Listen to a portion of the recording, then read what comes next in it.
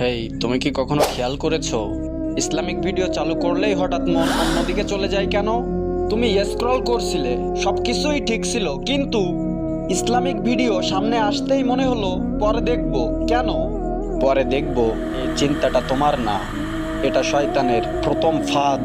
তুমি ভিডিওটা দেখতে গেলে হঠাৎ নোটিফিকেশন, হঠাৎ অন্য ভিডিও, হঠাৎ বিরক্তি।